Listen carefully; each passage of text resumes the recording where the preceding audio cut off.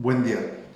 Hoy es 16 de noviembre de 2022. Voy a hablar un poquito en relación con la tesis de registro digital 2025-447 de la primera sala de la Suprema Corte de Justicia de la Nación, con rubro Autoridad para efectos del juicio de amparo. El Ministerio Público tiene ese carácter cuando se impugnan actos u omisiones ocurridas durante la investigación complementaria. Para los que conocen bien el tema, no les va a generar ninguna dificultad y van a comprender que el mensaje central de la tesis tiene que ver con que desde la perspectiva y ya como criterio vinculante de la primera sala, todo acto u omisión que se genere en la etapa de investigación complementaria por parte del agente del Ministerio Público es susceptible de ser combatido a través del juicio de amparo indirecto. Nos preguntaríamos por qué razón o cuál es la novedad en ese punto o cuál fue la situación de este criterio. Pues la generación de este criterio tiene que ver con la interpretación que hicieron dos tribunales en relación con este aspecto. En principio, cabe mencionar el contexto que es la investigación. La investigación, según el Código Nacional de Procedimientos Penales, se establece en dos fases o etapas. La primera es la investigación inicial y la segunda es la investigación complementaria. Es por eso que se generó la confusión. En primer orden, la investigación inicial es aquella que se inicia con la denuncia, querella o cualquier requisito de procedibilidad, que es el conducto o la fuente a través de la cual el Ministerio Público conoce de la existencia de un hecho posiblemente delictuoso y en virtud de esa noticia comienza a generar actos de investigación para esclarecer ese hecho. Supongamos que se dé esa noticia y en esa fase de investigación inicial ya tiene intervención el imputado con su defensor, la víctima con su asesor, y tanto el Ministerio Público puede investigar en ejercicio de su facultad establecida en el artículo 21 constitucional, como la víctima, como el imputado. Pero hay ocasiones en que las partes ocupan algún acto de investigación y como no tienen los elementos, le piden el auxilio al Ministerio Público y hay ocasiones que el Ministerio Público les niega esa investigación. En esa fase de investigación inicial, los particulares, en este caso las partes, o sea, la cuestión de la víctima y el ofendido con sus respectivos asesores técnicos, estamos hablando de Ministerio Público, perdón, de asesor jurídico y de defensor público privado, pueden solicitar actos de investigación. Entonces, si se los niega, pueden acudir al juez de control o juez de garantías, pues para pedirle auxilio y obligan al Ministerio Público a realizar esos actos de investigación. En caso de que siga la negativa de ese acto de investigación, es ahí cuando pueden acudir a través del juicio de amparo indirecto señalando como autoridad responsable al Ministerio Público.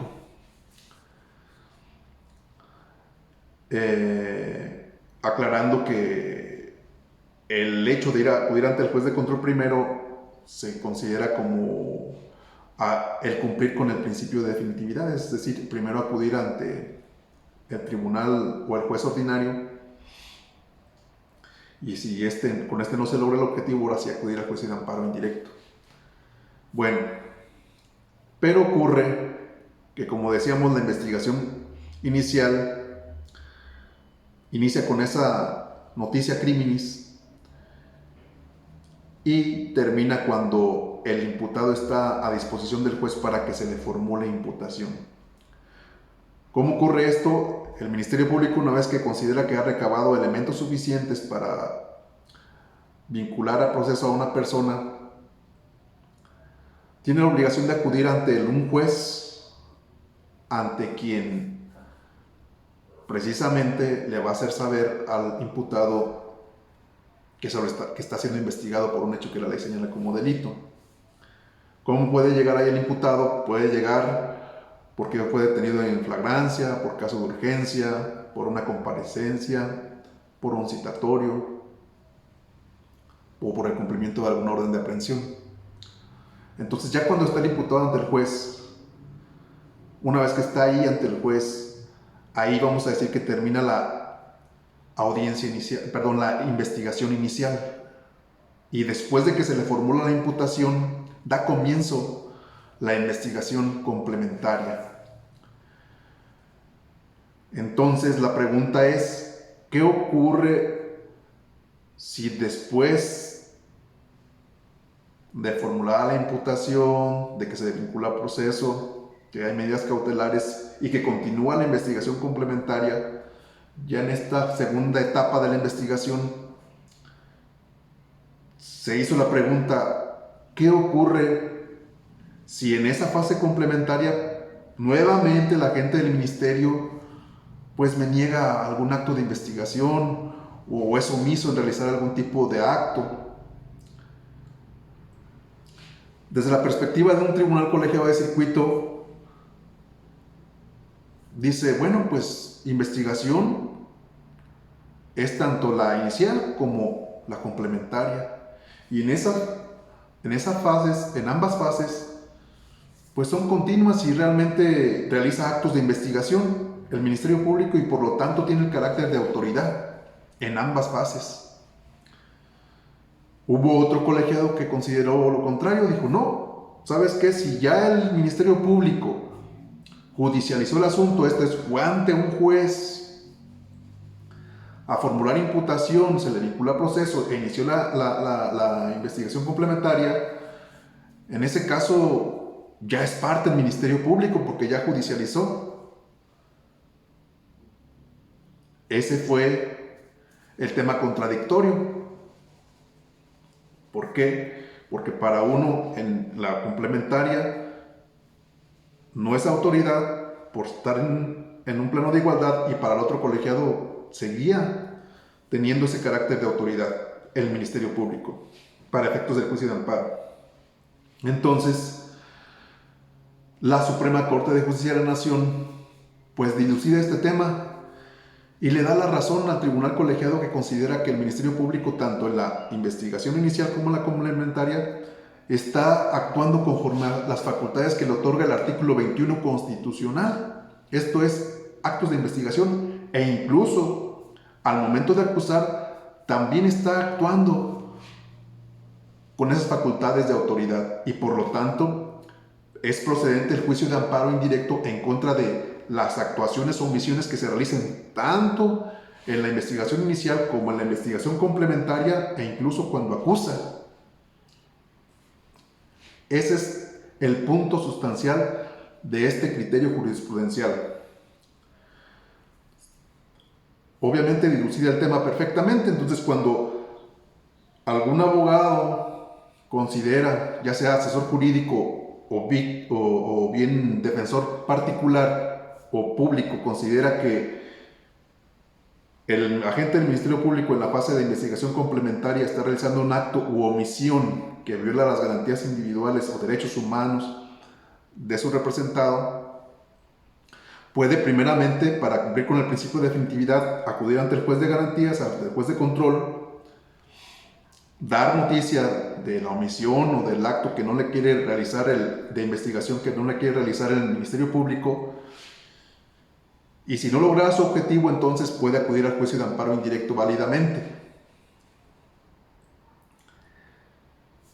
Si llega el juez de distrito cuando llegue este asunto supongamos que no conoce la tesis y trate de desechar la demanda de amparo por compartir el criterio que resultó, vamos a llamar aquí, vencido, pues entonces el abogado tendrá la posibilidad de interponer un recurso de queja donde pues tendría un argumento prácticamente de autoridad fundando en esta tesis de jurisprudencia y es más bien seguro que obtiene resultado favorable en la queja ante el tribunal colegiado correspondiente, atendiendo a que este es un criterio vinculante emitido en este caso por la primera sala de la Suprema Corte de Justicia de la Nación.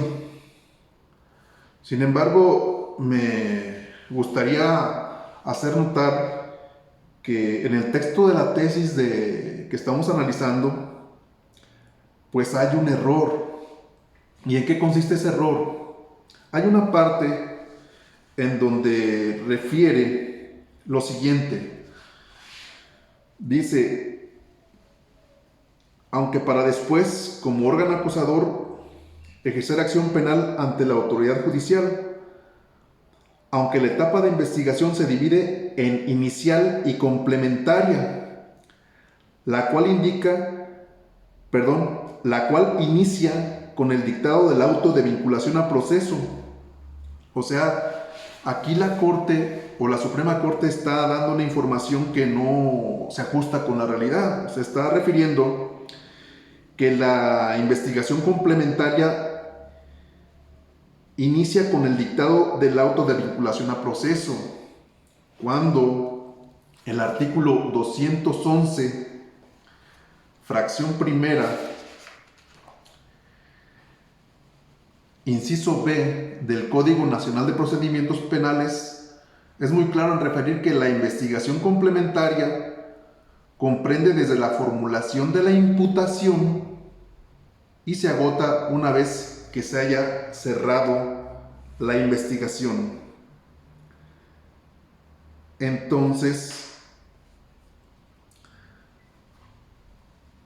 no es cierto que la investigación complementaria inicie con el dictado del auto de formal prisión, sino que inicia desde la formulación de la imputación. Otros aspectos que son importantes ya al entrar a la lectura de la ejecutoria, se hacen afirmaciones que realmente no tienen correspondencia con lo que establece el Código Nacional de Procedimientos Penales en sus diferentes etapas. Así, en el párrafo 22 de la ejecutoria, dice la Corte, dictado un auto de vinculación a proceso, el juez de control debe fijar fecha para la audiencia de cierre de investigación, que deberá celebrarse dentro de un plazo de 2 meses, si para el delito que se imputa se prevé una penalidad menor a 2 años de prisión, o 6 meses, si la penalidad excede 2 años de prisión. En esta audiencia, finalmente, el Ministerio Público decide si acusará al imputado o si solicitará el sobreseimiento de la causa o la suspensión del proceso. La verdad es que el juez nunca fija fecha para la audiencia del cierre de investigación, ni tampoco establece que se va a celebrar dentro de cierto plazo. Lo cierto es que en términos del artículo 321 del Código Nacional de Procedimientos Penales y 324 del mismo código, se establece que el juez va a generar un debate en relación de cuándo se va a cerrar la investigación. Y después de ese debate establece el plazo dentro del cual va a hacer ese cierre. Pero no fija fecha para audiencia. Si acaso la audiencia se genera porque alguna de las partes, antes de que fenezca ese plazo, puede solicitar una prórroga, pero no que el tribunal de oficio establezca una audiencia per se o explícita para ese efecto. Otro aspecto que me llama la atención es que en el párrafo 41 La Suprema Corte también hace una aseveración que es inexacta. Dice que, de acuerdo con el Código Nacional de Procedimientos Penales, el proceso penal ocurre en 3 etapas: la de investigación, la intermedia o de preparación a juicio, que comprende desde la formulación de la imputación hasta el auto de apertura a juicio, y la de juicio oral, que culmina con el dictado de sentencia definitiva. Entonces, otra vez, dice que de la audiencia intermedia o de preparación a juicio comprende desde la formulación de imputación, pero eso no es así. Es desde la formulación de la acusación. ¿Por qué contar estos aspectos? Porque si uno no tiene claro la terminología del tema que está uno analizando y es uno inexperto, pues puede generar confusiones. En este caso, de por sí el Código Nacional no es muy claro, no es muy preciso, tiene muchas lagunas, tiene muchas situaciones que interpretar. Y si la propia Corte está interpretando a esta normativa, pues lo mínimo que podemos esperar es que se ajuste al texto de la norma que está siendo interpretada, a fin de que precisamente abone al principio de seguridad jurídica. Estoy revisando si hay algún otro aspecto. Hay otro punto.